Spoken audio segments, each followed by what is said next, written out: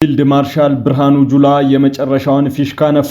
ሰራዊቱ ከአሰብ ትይዩ ደርሷል። ልዩ ሰበር ዜና ይዘናል፣ በትንታኔ ይቀርባል። የህወሓት ታጣቂዎች በመቀለ የፈጸሙት ድርጊት አነጋጋሪ ሆኗል። እስከ ፍጻሜ ከኛ ጋር ከሆናችሁ ትሰሙታላችሁ። በሶማሌና ኦሮሚያ ድንበር የተፈናቀሉ ዜጎች የደረሱልን ጥሪ እያሰሙ ነው። መንግስትና የእርዳታ ድርጅቶች ዘንግተውናል ብለዋል። ከስፍራው የደረሰንን አስቸኳይ መረጃ እናሰማችኋለን። ኢትዮጵያ የአውሮፓ ህብረትና የግብፅን የጋራ መግለጫ ችግር ያለበትና እጅግ የሚያሳዝን ስትል ተቸች። ይህ ጥበብ ሚዲያ ነው። ጥበብ ሚዲያ በጋዜጠኞች የተመሰረተ ሚዛናዊና ተአማኒ መረጃዎችን በየዕለቱ የሚያደርሳችሁ ገለልተኛ የሚዲያ ተቋም ነው። ለቤቱ አዲስ የሆናችሁ ሰብስክራይብ በማድረግ የደወል ምልክቷን በማብራት የቤቱ አባል ትሆኑ ዘንድ በአክብሮት እንጋብዛለን። በዛሬው ቆይታችን እነዚህንና ሌሎችንም ሀገር አቀፍ መረጃዎችን በዝርዝር ወደ እናንተ የምናቀርብ ይሆናል። የቢዝነስ ዘገባዎችን አስቀድመን ወደ ዝርዝር ዘገባዎቹ እናልፋለን። ዛሬ በዳሽን ባንክ አንድ የአሜሪካን ዶላር 147 ብር ከ9 ሳንቲም ሲመነዘር ዩሮ 171 ብር ከ6 ሳንቲም ይመነዘራል። ፓውንድ 199 ብር ከ7 ሳንቲም ሲመነዘር ድርሃም 40 ብር ከ3 ሳንቲም ይመነዘራል። የሳውዲ ሪያል 39 ብር ከ5 ሳንቲም የምንዛሬ ዋጋ ነው። የቻይና ዩዋን 18 ብር ከ5 ሳንቲም የዕለቱ የምንዛሬ ዋጋ ነው። በአቢሲኒያ ባንክ ዶላር 148 ብር ከ6 ሳንቲም ሲመነዘር ፓውንድ 198 ብር ከ5 ሳንቲም ይመነዘራል። የአውሮፓ ዩሮ 172 ብር ከ7 ሳንቲም በዕለቱ ይመነዘራል። ድርሃም 40 ብር ከ7 ሳንቲም፣ ሪያል 39 ብር ከ7 ሳንቲም እንዲሁም የቻይና ዩዋን 20 ብር ከ7 ሳንቲም የዕለቱ የምንዛሬ ዋጋ ነው። በህብረት ባንክ አንድ አሜሪካን ዶላር 147 ብር ከ6 ሳንቲም በዕለቱ ሲመነዘር ፓውንድ 196 ብር ከ6 ሳንቲም፣ የአውሮፓ ዩሮ 170 ብር ከ9 ሳንቲም ይመነዘራል። በጸጥታ ችግርና ውስን ተደራሽነት ምክንያት በአማራ ክልል የሰብአዊ እርዳታ ስራዎች እየተስተጓጎሉ ነው ሲል የዓለም ምግብ ፕሮግራም አስታወቀ። የዓለም ምግብ ፕሮግራም በአማራ ክልል የሰብአዊ እርዳታ ስራዎችን በቀጠለው የጸጥታ ችግርና ተደራሽነት ውስንነት ምክንያት ከፍተኛ የሆነ የሎጂስቲክ ፈተናዎች እንደገጠሙት አስታውቋል። ድርጅቱ ክልሉን በተመለከተ ባወጣው የሥራ ሁኔታ ግምገማ ሪፖርት በተለይም በመተማና በምስራቅ አማራ አካባቢዎች ያለው የጸጥታ ችግር የእርዳታ አቅርቦቶችን ትራንስፖርት በእጅጉ እያዘገየ መሆኑን ጠቁሟል። ሪፖርቱ በተለያዩ አካባቢዎች የንግድ ትራንስፖርት አገልግሎቶች እጥረት መኖሩን በመጥቀስ ለተቸገሩ ማህበረሰቦች እርዳታ በወቅቱ እንዳይደርስ እንቅፋት እየፈጠረ መሆኑን አስረድተዋል።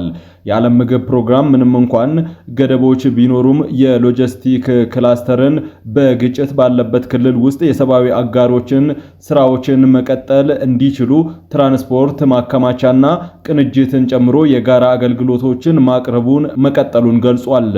ሪፖርቱ እንደሚያመላክተው የሎጂስቲክ ክላስተሩ በመስከረም ወር 2018 172 ኪዩቢክ ሜትር ሰብአዊ እርዳታ ወደ ክልሉ እንዲላክ ማድረጉን ገልጿል።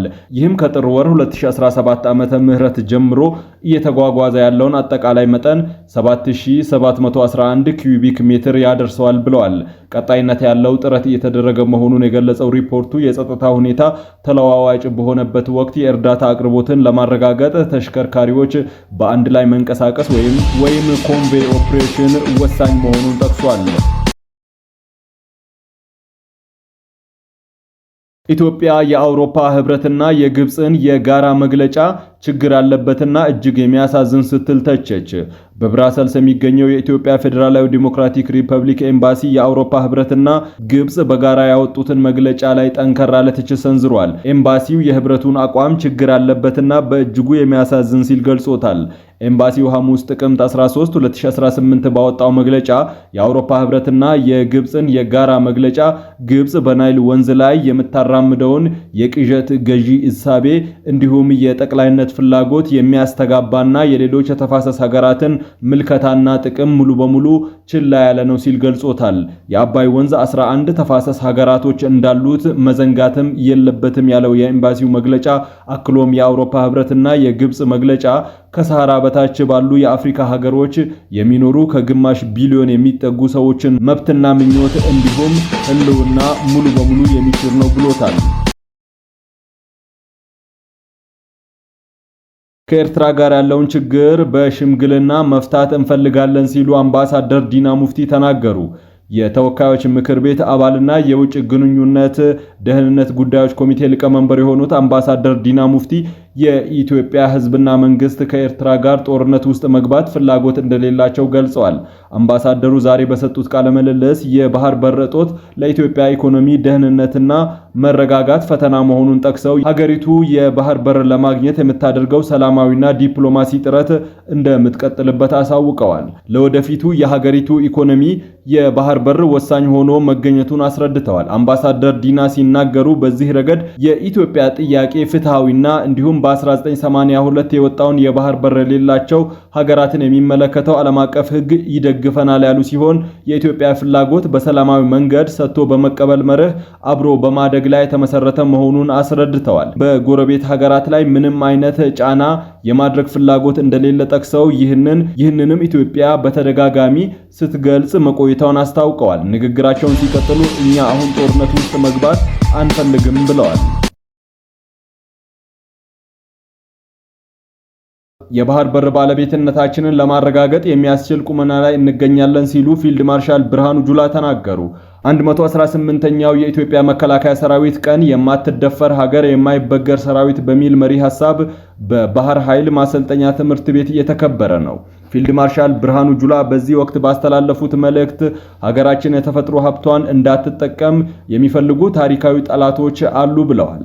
በእነዚህ ጠላቶች ሴራ ኢትዮጵያ በውስጥ ግጭት ላይ እንድታተኩርና ለዘመናት በድህነትና ኋላ ቀር እንድትቆይ መደረጉን አስገንዝበዋል። በሰራዊታችን ጀግንነት፣ በህዝባችን ድጋፍና በመሪዎቻችን በሳል አመራር ሰጪነት ሴራውን በመበጣጠስ ወደ ሰላምና ልማት እየተሸጋገርን እንገኛለን ብለዋል። አሁን ላይ የታሪካዊ ጠላቶቻችንና የባዕዳን አቤት ኃይሎች እኩይ ሴራ በማክሸፍ የልማትና የሰላም ማንሰራራት መንገዶችን ጀምረናልም ብለዋል። ኢትዮጵያን ለማፍረስ የሞከሩ ኃይሎች ፈርሰዋል። የሀገርና የተቋማት ሁለንተናዊ አቅም እየጨመረ መጥቷልም ብለዋል። የኢትዮጵያ ነጻነትና ሉዓላዊነቷ ከትውልድ ወደ ትውልድ እንዲሸጋገር በርካታ መስዋዕትነት መከፈሉን አስታውቀዋል። ላለፉት 30 ዓመታት ተኝተናል፣ አሁን ግን ላንተኛ እንደ ሀገር ነክተናል ያሉት ፊልድ ማርሻል ብርሃኑ ጁላ የሀገራችን የህልውና ጥያቄ የሆነውን የሰላምና የልማት የባህር በር ተጠቃሚነትን እናሳካለን ሲሉ አጽንኦት ሰጥተዋል። የሀገር መከላከያ ሰራዊቱን በማጠናከር ሰላማችንና የባህር በር ባለቤትነታችንን ለማረጋገጥ የሚያስችል ቁመና ላይ እንገኛለን ማለታቸውን መከላከያ ሰራዊቱ ዘግቧል።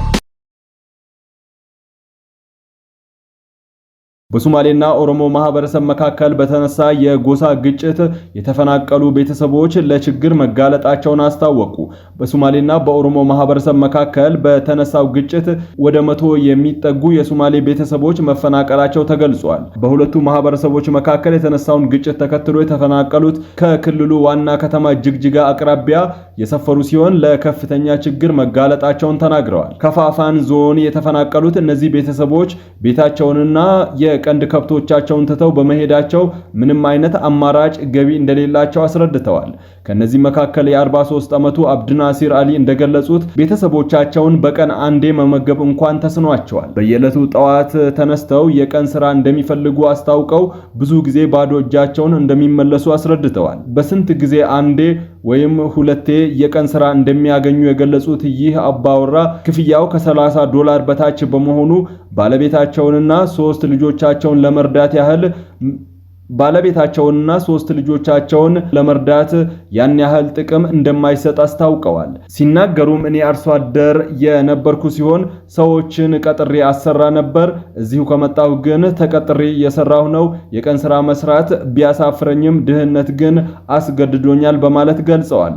አሁን ረሃብ ትልቅ ፈተና እንደሆነባቸው አስታውቀዋል። በቱሊ ጉዲል ወረዳ ካራራ የተባለ መንደር ውስጥ በሚኖሩበት ወቅት ጥሩ የሚባል ኑሮ የነበራቸው ሲሆን 10 በሬዎችንና 20 ፍየሎችን ጥለው መፈናቀላቸውን ገልጸው ባዶ እጃቸውን ከጅግጅጋ ከተማ 5 ኪሎ ሜትር ላይ ባለች የገጠር ከተማ እንደሚገኙ አስረድተዋል። ጨምረውም የእርዳታ ድርጅቶችም ሆነ መንግስት ምንም አይነት ድጋፍ አያደርጉልንም ብለዋል።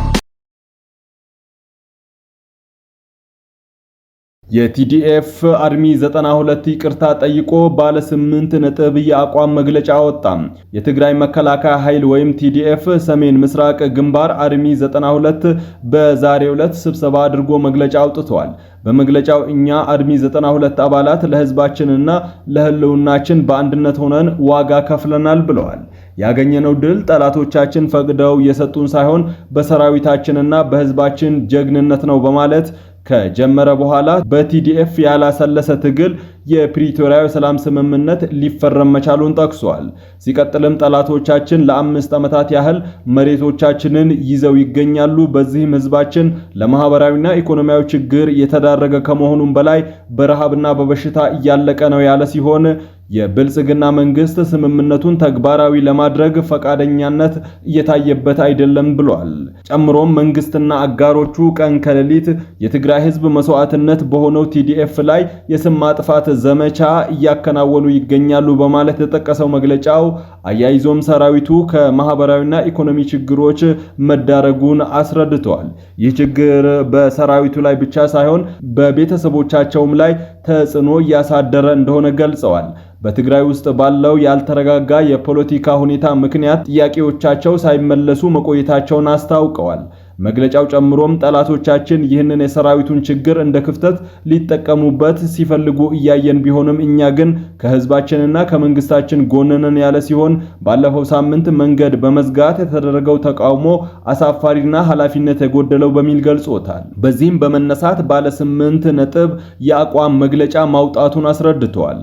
ከነዚህም መካከል የአርሚ 92 አባላት ጥያቄያችንን የጥቅም እንጂ የፖለቲካ አይደለም፣ ድርጊቱን የፈጸሙት የኛ አባላት የሆኑ የተወሰኑ ሰዎች ቢሆኑም ከአመራር ጀምሮ ሁላችንም ይቅርታ እንጠይቃለን። እኛ የአርሚ 97 አባላት ያላጠናቀቅነው ግዳጅ እንዳለን እንረዳለን። ለህዝባችን አንድነትና ክብር ትልቅ ዋጋ እንሰጣለን። እኛን መጠቀሚያ ለሚያደርግ የትኛውም ድርጅትም ሆነ ግለሰብ በራችንን አንከፍትም የሚሉት ይገኙበታል። ይህ በእንዲህ እንዳለ ባለፈው ሳምንት በተመሳሳይ አርሚ 22 የህወሓት ከፍተኛ አመራሮችን የቲዲኤፍ መኮንኖች በተገኙበት ይቅርታ መጠየቁ ይታወሳል። ክቡራትና ክቡራን የጥበብ ሚዲያ ቤተሰቦች ለሰዓቱ የመራረጥናቸው ዘገባዎቻችን በዚህ አብቅተዋል። ከኛ ጋር በመሆን መረጃን ከጥበብ ስለተከታተላችሁ ከልብ እናመሰግናለን። ጥበብ ሚዲያ በጋዜጠኞች የተመሰረተ ሚዛናዊና ተአማኒ መረጃዎችን በየዕለቱ የሚያደርሳችሁ ገለልተኛ የሚዲያ ተቋም ነው።